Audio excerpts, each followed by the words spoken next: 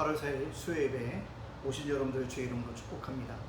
오늘 수요예배에 주신 하나님 말씀은 시편 34편 17절에서 20절에 있는 말씀입니다. 34편 17절에서 20절에 있는 말씀 제가 봉독해 올리겠습니다.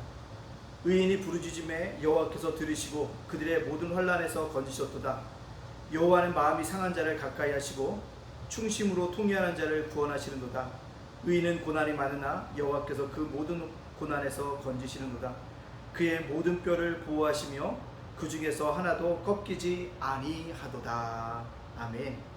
우리 시편 34편 17절로 20절의 말씀의 제목, 의인은 고난이 많다라는 말씀으로 말씀을 진구하려고 합니다. 이 세상을 살아가는 사람들 누구나 한 사람도 예외 없이 모두가 다 자기 중심적인 삶을 살아가고 있습니다. 예수를 믿는 사람들도 많이 변화됐지만 완벽하게 예수님 중심으로 사는 사람들이 있기보다는 나 중심, 자기 중심의 삶을 살아가는 사람들이 아직도 많음을 보게 되어집니다. 누구나 자신의 왕국을 세워놓고 성을 높이 쌓고 거기에 누구도 발을 들여놓지 못하게 하고 침범하지 못하게 합니다. 그래서 사람들이 살다가 무시를 당하거나 자존심이 상하는 일이 생기면 분노하거나 크게 상처를 받고 스스로 힘들고 어려운 삶을 살아가는 것을 우리가 볼 수가 있습니다. 성경에는 무릇 지킬 만한 것 중에 내 마음을 지키라고 말씀하고 있습니다. 그렇습니다. 우리는 우리 마음을 지켜가야 합니다. 주님께서 우리 마음에 주신 기쁨과 평안함이 넘쳐나야 한다는 사실이죠. 아니 넘치진 않더라도 그것이 우리 마음의 중심을 잡아 주어야 합니다. 누가 뭐래도 동요되지 않고 오직 주님만 바라보고 믿음으로 나아갈 때 주님께서는 우리에게 복을 내려 주십니다. 따라서 신앙생활을 철저하게 자기를 부인하는 삶을 살아가야 합니다. 예수님을 믿고 나서 우리는 고백해야 합니다. 나는 아무것도 아닙니다. 나는 존재가 부족한 사람입니다 라고 고백해야 합니다. 이 고백이 나의 삶의 전부가 되어집니다. 나는 아무것도 아닙니다. 그럴 때 주님이 우리를 어떻게 합니까? 높여주시고 우리에게 큰 은혜를 부어주십니다. 근데 우리가 신앙생활을 하다 보면 자꾸 뭡니까? 내가, 나는 이런 단어가 계속적으로 나옴으로 말미암아 신앙생활 하면서도 교회에서도 부딪히게 되어집니다. 또한 가정에서도 부딪힙니다. 나는 이런 것들 때문에 가정에서도 부딪히고 직장생활에서도 부딪히고 결국은 어디에서요? 구역이나 목장에서도 부딪히는 것들을 볼 수가 있습니다. 그러나 우리가 예수를 믿는다면 주님의 종이라면 자기를 부인하죠. 나는 아무것도 아닙니다. 누가 뭐래도 그래도 나는 아무것도 아니라는 것입니다. 이것을 마음에 담아둘 필요는 없습니다. 그러나 불구하고 주님을 철저하게 바라보는 사람들에게는요, 나는 아무것도 아닙니다. 주 앞에 고백해야 하는 것입니다. 그럴 때 주님이 이렇게 고백하는 자들에게 모든 문제와 어려움들을 해결하여 주시고 큰 은혜와 축복들을 우리에게 부어 주신다는 것입니다. 오늘 의인은 고난이 많다라는 주제로 말씀을 드리려고 했는데 오늘 본문에 보면요, 이스라엘 두 번째 왕이었던 다윗의 고난에 대해서 말씀하고 있습니다. 다윗은요, 이스라엘 왕 중에서 가장 존경받는 왕입니다. 이스라엘 백성들이 지금도 존경받는 왕 중에 하나가 다윗이었습니다. 그래서 아직도 이스라엘의 국기가 다윗의 별을 사용하고 있지 않습니까? 그러나 다윗이 왕이 되기까지 얼마나 많은 고난을 겪었는지를 우리가 깨달아 알아야 합니다. 당시 책의 권력자는 누굽니까? 사울왕입니다. 사울왕에게 누가요? 다윗이 미움을 받게 되어집니다. 그래서 도망을 다니게 되어집니다. 근데 어처구니 없게요, 다윗이 사울왕의 미움을 받게 되는 계기를 보면 골리앗과의 전쟁 때문이었습니다. 다윗이 골리앗을요, 물맷돌로 승리하고 돌아오지 않습니까? 당시 블레셋 사람들에게 열세였는데 승리를 돌아오기 위해 다윗을 영웅으로 칭대해야 될 것 같은데 사울왕이 미워합니다. 왜요? 다윗이 승전가를 부르고 돌아올 때 이스라엘 백성들이 노래합니다. 뭐라고요? 사울이 죽인 자는 천천히요, 다윗이 죽인 자는 뭐라? 만만이라. 그 노래를 듣고 자기보다 큰 다윗을 생각하니까 뭐합니까? 사울왕이 나의 왕위를 노리겠다 생각하고 나니까 뭐예요? 다윗에게 싫어하고 죽이려고 하고 핍박하게 되어지는 것을 볼 수가 있습니다. 그래서 다윗이 고난을 많이 당하게 됩니다. 그뿐입니까? 회유책도 쓰지요. 어떻게 해요? 자신의 딸 미가를 통해서 다윗과 결혼시킵니다. 사위로 삼습니다. 부마로 삼습니다. 왕의 사위, 부마, 대단한 위치가 아니겠습니까? 그 자리에 있으면서 끊임없이 그를 의심하고 감시하고 하는 것이 누구였습니까? 사울왕이었다라는 사실입니다. 결국 요나단과의 관계를 통해서 사울왕이 자신을 죽이려고 하는 확고한 마음을 깨닫고 어떻게 합니까? 도망친다는 거죠. 그래서 어디로 갑니까? 바로 피할 곳은 바로 가드 지방밖에 없었다는 거예요. 그 가드 지방의 아기스 왕에게 찾아갑니다.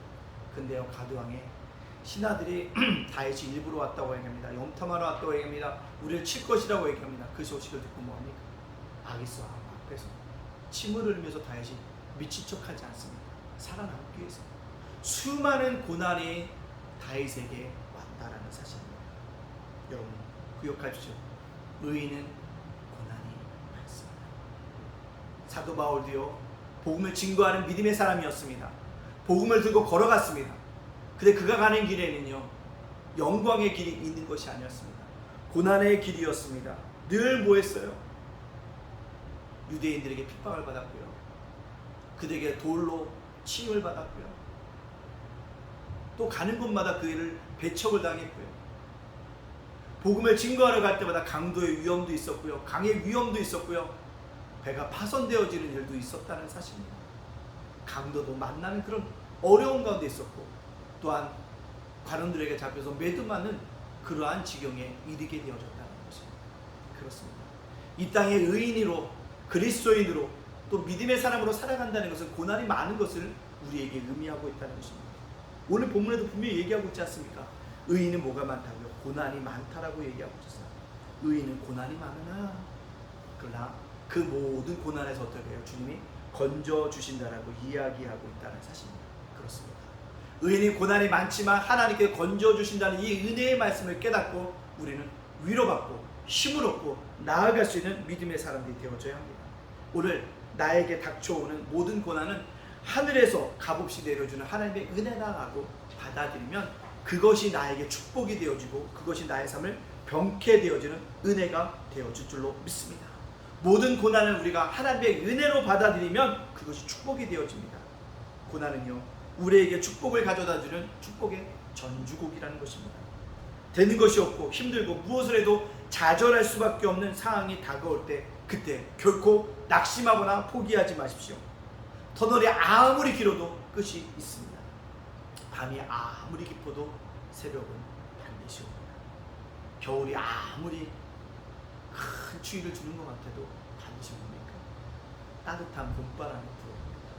아무리 더워도 결이 달라지는 가을이 옵니다. 그러므로 참고 견디고 나아감으로 말미암아 하나님이 주시는 고난 속에서 축복을 누리는 우리 믿음의 사람들이 되어지기를 간절히 바랍니다. 의인은 고난이 많다고 하는데 그때요, 주님이 이런 축복을 해줄 때 우리가 해야 되는 뭡니까? 감사와 찬양과의 영광을 올리는 일인 것입니다. 즉 힘들어도 감사 찬양을 하는 것입니다. 주님 감사합니다. 이것이 나에게 축복이 될 줄 믿습니다. 감사하고 찬양하고 나갑니다. 어려움 속에서도 감사 찬양을 해야 한다는 사실입니다. 짜증나는 일이 연속되어져도 감사 찬양이 우리 입술 속에서 넘쳐나야 한다는 것입니다. 앞이 보이지 않아도 감사 찬양을 해야 한다는 사실입니다. 오늘 다윗이 그런 하나님을 노래하고 있지 않습니까? 뭡니까? 나를 모든 뼈에서 보호하시며 하나도 꺾이지 않도록 나를 보호하여 주실 것이다. 이것이 뭐예요? 메시아에 대한 예언이기도 하지만 고난 중에 있는 의인이 노래할 수밖에 없는 이유는 보호하여 주신다는 거죠. 그래서 뭐 할 수밖에 없다. 다윗은 감사와 찬양을 올릴 수밖에 없다는 것입니다. 여러분, 의인이 고난이 많이 당할 때 우리가 해야 될 단 한 가지입니다. 감사 찬양하는 것입니다. 감사 찬양으로 영광도로 나갈 수 있는 저와 여러분이 되어지기를 간절히 원합니다. 말씀을 마치려고 합니다. 의인은 이 땅에서 고난이 많습니다. 그러나 하나님께서 분명히 우리를 그곳에서 건져 주실 것이기 때문에 모든 고난은 하나님이 값없이 주시는 하늘에서 내려주는 은혜다, 축복이라는 걸 믿고 낙심하지 말고 포기하지 말고 살아갈 수 있는 우리가 되어줘야 합니다. 또 어떤 것이라고요? 고난이 찾아올 때 우리가 감사 찬양을 올려는 하나님 반드시 보호하여 주실 것이기 때문에 하나님께 그런 감사 찬양 올려나갈 수 있는 우리 예당 가족들 다 되어주시기를 주님의 이름으로 축복합니다. 아멘. 기도하겠습니다. 사랑의 하나님 감사합니다. 오늘 말씀을 통해서 우리를 위로하여 주시니 감사합니다. 의인은 고난이 많다고 말씀하셨사오니 아버지 하나님 주께 주시는 그 고난이 하늘에서 내려오는 값없이 주시는 은혜인 줄 알고 축복인 줄 알고 받아들임으로 말미암아 아버지 모든 고난이 축복으로 변화해지는 아버지 하나님 놀라운 은혜를 경험할 수 있는 믿음의 사람들 다 되어줄 수 있도록 인도하여 주시옵소서. 그 고난이 찾아올 때 하나님 나라를 반드시 보호하여 주실 것이기 때문에 감사 찬양으로 영광걸로 나갈 수 있도록 인도하여 주시옵소서. 우리 성도들 마음이 흩어지지 않도록 인도하시고 마음을 모으게 하여 주시고 주님을 사모할 수 있도록 인도하여 주시고 무릇 지킬 만한 것은 마음을 지키라고 했어요. 우리 마음이 흔들리지 않고 오직 주님 바라면서 이 어려운 순간순간 무더위 속에서도 팬데믹 속에서도 흔들리지 않고 주님만 바라보며 주님과 통해할 수 있는 믿음의 삶을 다 되어줄 수 있도록 역사하여 주시옵소서. 주님 우리 성도들을 자녀들을 가정과 생업과 일터를 굳건하게 지켜 주시옵소서. 모든 영광 주님께 돌려오며 예수님의 이름으로 축복하며 기도하옵나이다. 아멘.